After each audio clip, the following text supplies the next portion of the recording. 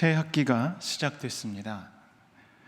요즘 대학생들이 수강하기 위해서 줄 서는 과목이 뭔지 혹시 짐작하실 수 있으시겠습니까? 예전에 어떤 과목 수강하려고 애쓰셨습니까?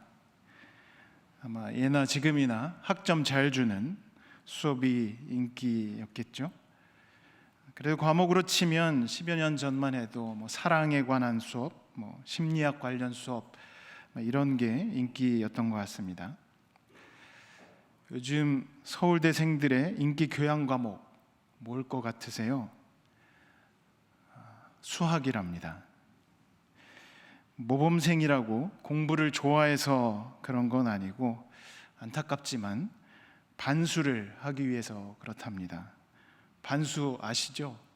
재수를 하는데 한 학기는 학교 등록을 하고 다음 학기는 휴학을 해서 수능 시험 다시 보는 걸 반수라고 합니다.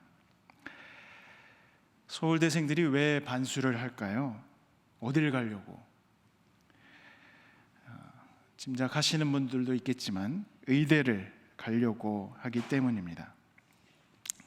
근데 제가 좀 안타깝고 슬프게 생각했던 건 요즘 대학생들의 자기 이해입니다. 대학생들이 이렇게 자기를 이해한대요. 나는 의사 되기에 실패한 사람. 안타깝죠. 실패한 사람인데 의사 되기에 실패한 사람이다. 수험생들 중 0.5% 학생들을 제외한 모두가 열패감에 빠지게 하는 이 자의식, 그거를 우리 대학생들이 갖고 있다는 게 참 마음이 아팠습니다. 의사라는 직업이 존경할 만해서 그러면 좋겠지만, 그리고 우리 교회에 우리 존경할 만한 의사 선생님들 많이 계시는데 학생들이 그렇게 몰리는 이유는 다들 짐작하시지만 고액 연봉과 또 직업 안정성이라는 도구적인 유용성 때문입니다. 그걸로 또 자기 규정을 하고 있는 것이죠. 도구적 유용성, 그것으로 자기를 바라보고 상대를 바라보는 일, 최근의 일만은 아닙니다. 오늘 읽은 성경 본문, 지난주에도 부분적으로 읽었지만 예수님은 제자들에게 당신의 정체성이 뭐냐고 질문을 던집니다. 들리는 풍문 말고 다른 사람 생각 말고 너는 나를 누구라 하느냐? 우리는 이 질문에 어떻게 대답을 해야 할까요? 그 이전에 우리가 예수님을 얼마나 잘 알고 있을까요? 신약성서 27권 중에 예수님께서 직접 쓰신 글은 없습니다. 제자들, 바울 혹은 제자들의 제자들이 예수님의 십자가와 부활 그리고 승천 이후에 기록한 글이 신약 성경에 담겨 있습니다. 그래서 우리에게 글로 전해진 예수님과 실제 2000년 전 계셨던 예수님, 거기에는 간극이 있을 수밖에 없습니다. 보다 정확히 말하면 글과 말로 남겨진 예수님은 온전히 100% 예수님을 우리에게 드러낼 수 없죠. 그것은 베드로의 고백에게도 적용이 될 겁니다. 너희는 나를 누구라고 하느냐라는 질문에 베드로는 선생님은 살아계신 하나님의 아들 그리스도십니다 라고 답변을 합니다. 하나님의 아들, 살아계신 하나님의 아들 그리스도라는 베드로의 신앙 고백은 예수님의 정체성을 드러내는 완벽한 답처럼 보입니다. 그러나 베드로가 완벽한 답을 말했다면 왜 그는 나중에 책망을 받았을까요? 예수님은 누구신가 이렇게 교우님들께 물으면 어떻게 대답하시겠습니까? 이 질문을 들으면 예수님은 나를 위해서 죽으셨고 부활하신 분입니다. 예수님은 우리를 죄에서 구원하신 분입니다. 예수님은 나를 사랑하시는 분입니다. 아니면 베드로처럼 예수님은 그리스도십니다 라고 이런 답변을 할 것입니다. 이 답변의 공통점은 뭘까요? 많은 부분 도구적인 설명이라는 겁니다. 이 답변들은 예수님이 내게 어떤 역할을 수행하는지 말해줍니다.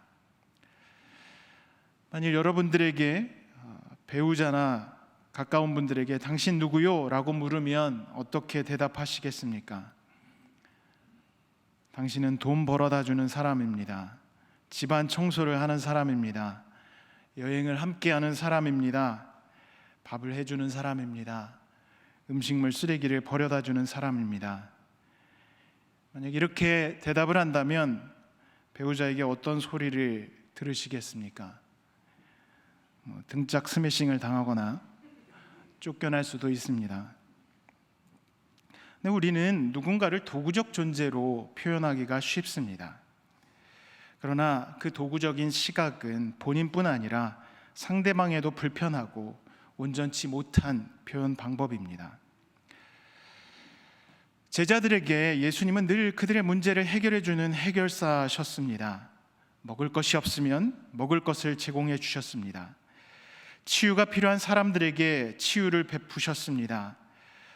두려움에 빠진 이들에게 예수님은 불안을 몰아내 주셨고 낙심한 이들을 일으켜 세워 주셨습니다. 예수님께서 자신의 역할을 다 감당하실 때 모든 문제가 해결되었습니다. 예수님이 제자들에게 던진 질문, 너희는 나를 누구라 하느냐는 그런 시각에서 보면 도발적인 질문입니다. 예수님의 질문은 제자들이 너무도 당연시해온 그런 도구적 예수님관에 대한 도전입니다. 그 질문에 베드로는 주는 살아계신 하나님의 아들 그리스도십니다 라고 대답을 하죠. 한편으로 한 인간을 하나님의 아들 그리스도로 고백하는 것은 대단한 신앙의 고백입니다. 그러나 다른 한편으로 보면 이 고백은 철저하게 도구적인 역할을 하는 예수님에 대한 완벽한 서술이기도 합니다. 정말 아름다운 고백이지만 예수님은 그 고백을 했던 베드로에게 사탄아 물러가라 라고 그동안 누구에게도 하지 않으셨던 책망의 말씀을 던집니다. 베드로의 아름다운 고백은 그를 반석으로 추앙되게 만들었습니다. 교회가 그 위에 세워질 것이라는 칭찬을 듣습니다. 그러나 반석으로 불린 베드로는 얼마 지나지 않아 예수님께 걸림돌이 되었습니다. 그리고 예수님은 그 걸림돌이 된 베드로를 격렬하게 책망하십니다. 이 베드로의 아름다운 신앙 고백과 예수님의 준엄한 책망 사이에 놓인 것이 있습니다. 십자가입니다. 인간 예수님을 하나님의 아들이며 그리스도로 고백한 베드로이지만 그의 아름다운 신앙 고백은 단선적이고 얕은 고백이 되었습니다. 십자가를 품을 수 없었기 때문입니다. 그의 고백에 담긴 예수님은 도구적인 존재를 넘어서지 못했습니다. 신으로 고백된 예수님은 병을 치유하고 기적을 행하고 베드로가 열망하는 것을 채우는 그런 역할을 하는 도구적 존재입니다.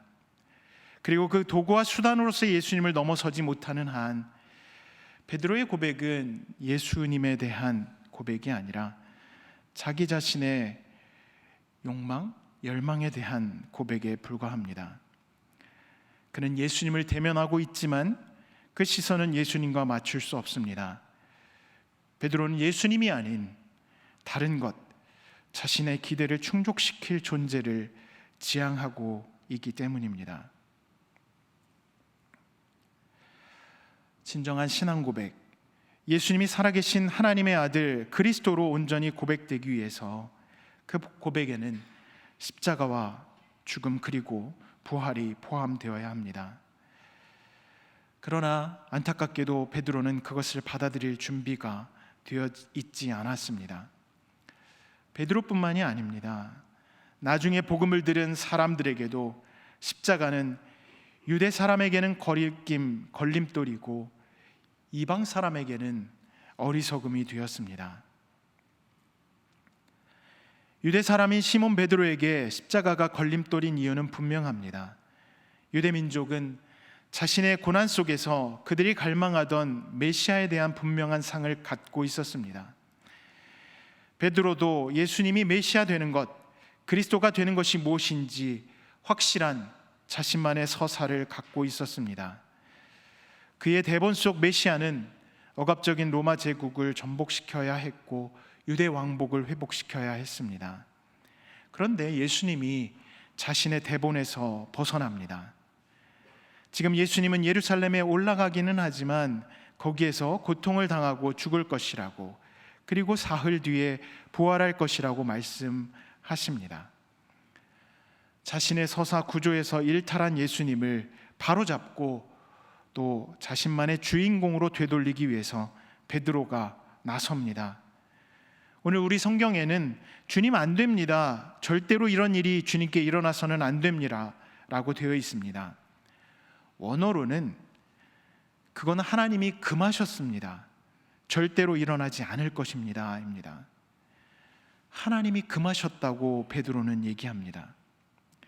하나님께서 금하신 일이라고 호통치며 자신이 그렇게 만들지 않을 거라고 선언을 합니다. 그는 유대인이 가지고 있는 하나님 나라에 대한 소망을 깨뜨리지 않으려고 하는 겁니다. 기름 부음 받은 사람이 고난과 죽음으로 더럽혀지게 놔두지 않겠다는 그런 의지를 베드로는 큰 소리를 치며 표현을 합니다. 베드로의 불신앙에 대해 성격이 급하다고 혹은 미숙하다고 비판하기 쉽습니다. 우리는 쉽고 편하게 누군가를 비난하곤 합니다. 그러나 우리 개인 신앙과 교회 역사를 돌아보면 베드로를 비난한 일만은 아닙니다. 기독교 역사 전체에서, 그리고 우리 신앙 여정에서 보면 교회와 우리 모두 베드로의 미숙함을 그대로 보여왔기 때문입니다.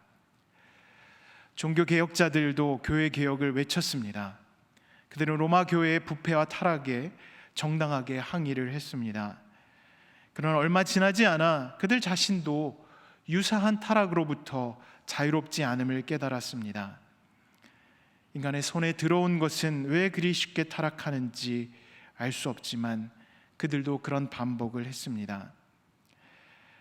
개혁을 부르짖었던 신앙인들은 우리 지역교회들이 갖고 있는 갈등, 부패, 스캔들, 그런 모습들로 찬 가시적인 교회를 안타까워하며 불가시적인 교회, 회개하고 선택된 자들이 초월적인 그런 모임으로 하는 것들에 관심을 가졌습니다. 지금도 많은 사람들은 가시적 교회의 혼돈을 참아내기보다는 이 불가시적인 초월적인 모습에, 그리고 그 순결에 명목적으로 머물려는 유혹을 받습니다. 베드로는 주님, 그건 하나님이 금하셨습니다 라고 강력하게 항의하며 아마 이렇게 말했을 겁니다. 주님, 당신은 순수하고 거룩한 그 초월적인 교회의 머리이기 때문에 이런 종류의 고난을 당해서는 절대 안 됩니다. 눈물, 땀, 피, 상처 같은 고통스러운 일을 예수님이 겪을 수는 없습니다. 왜냐하면 당신은 하나님이시기 때문입니다. 당신은 우리를 구원해야 하고 거룩하고 순결한 모습을 죽음으로부터 분리시켜서 유지해야 합니다. 아마 이렇게 얘기하지 않았을까요? 그러나 결국 베드로가 하려던 것은 분명합니다. 예수님을 지키는 듯 하지만 자기 보존을 위한 도구적인 예수님을 보호하려는 거죠.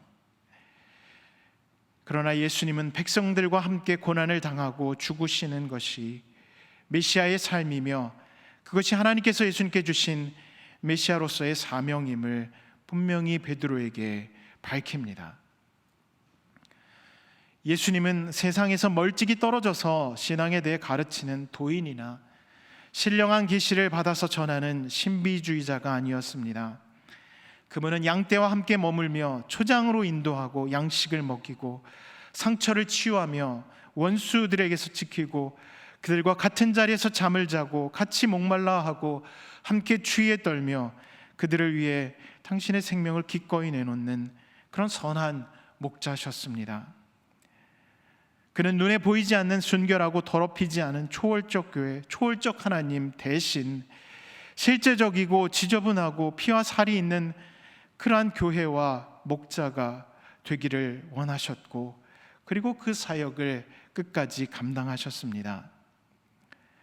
그래서 예수님은 그런 교회나 하나님을 참아낼 수 없었던 당시 장로들과 대제사장들 그리고 율법학자들의 손에 큰 고통을 겪습니다.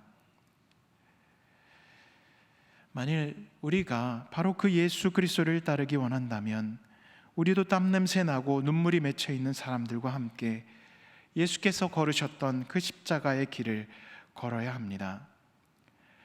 그 예수님을 우리가 받아들일 수 없다면 그때 우리는 돌뿌리가 되고 맙니다.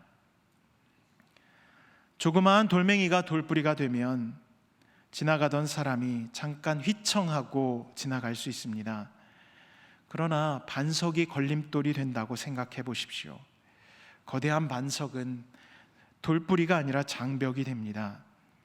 적은 믿음은 몇 안 되는 사람만 시험에 빠뜨릴 수 있지만 큰 믿음은 오히려 많은 이들의 신앙을 가로막을 수 있습니다. 그래서 신앙의 연한이 오래될수록, 교회에서 영향력이 클수록 더 겸손한 신앙의 자세가 필요합니다. 신앙이 깊어갈수록 더 십자가에 가까워져야 합니다. 그래서 예수님은 우리에게 오늘 분명하게 말씀합니다. 누구든지 나를 따라오려거든 자기를 부인하고 제 십자가를 지고 나를 따라오너라. 십자가를 따른다는 것, 십자가에 더 가까워진다는 것은 더 우리의 연약함을 드러낸다는 뜻입니다. 십자가를 진다는 것은 자기 보호를 위해 예수님을 내세우지 않는다는, 예수님을 방패막이 삼지 않는다는 말입니다. 우리가 예수님을 따르는 사람이 되려고 하면 다른 사람들과 함께, 다른 사람들을 향해, 그리고 다른 사람들을 위해 연약해질 수밖에 없습니다. 우리의 신앙적 관심은 순결이나 교리의 올바름이 아니라 세상 속으로 십자가를 향해 예수님을 따르려는 그 의지여야 합니다.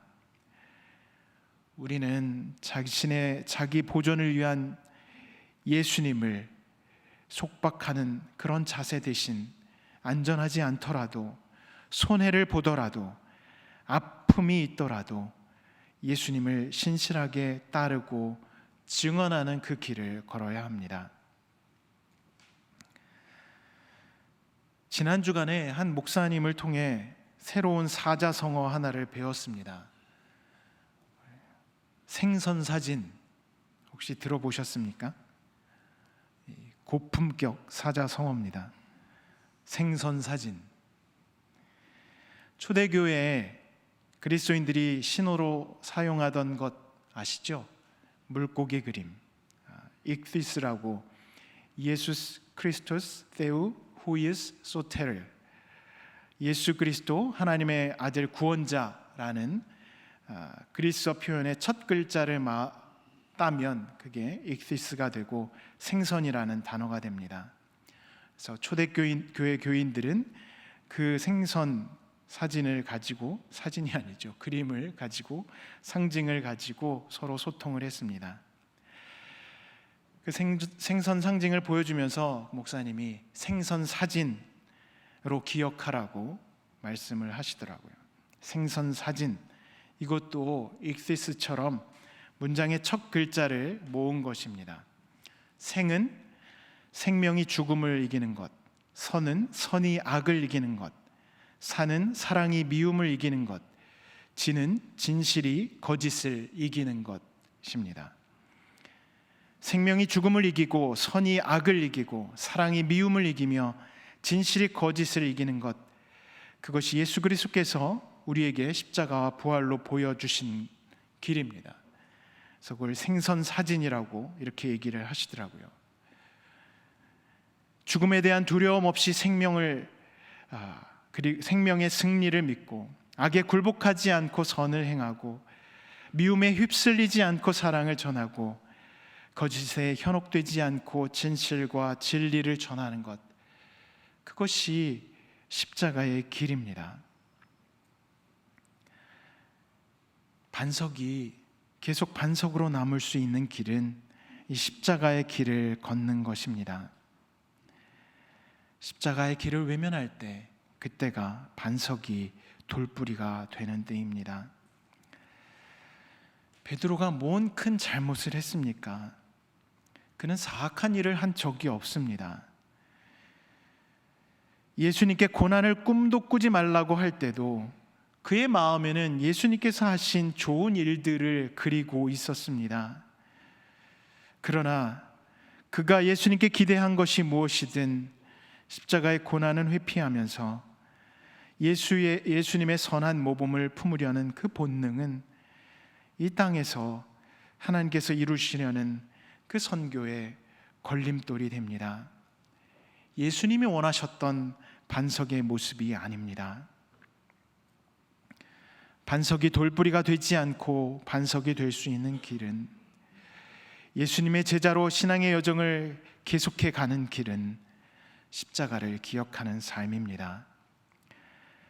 우리는 살아계신 하나님의 아들 예수 그리스도라는 고백 안에 십자가를 담아야 합니다. 십자가 없는 하나님 아들은 모든 황제들이 주장했던 신의 모습입니다.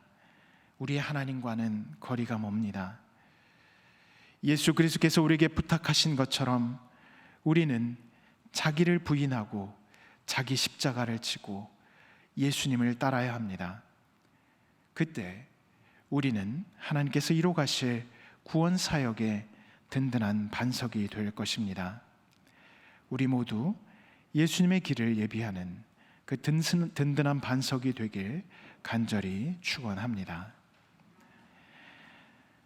오늘 주신 말씀을 기억하면서 묵상 기도하시겠습니다.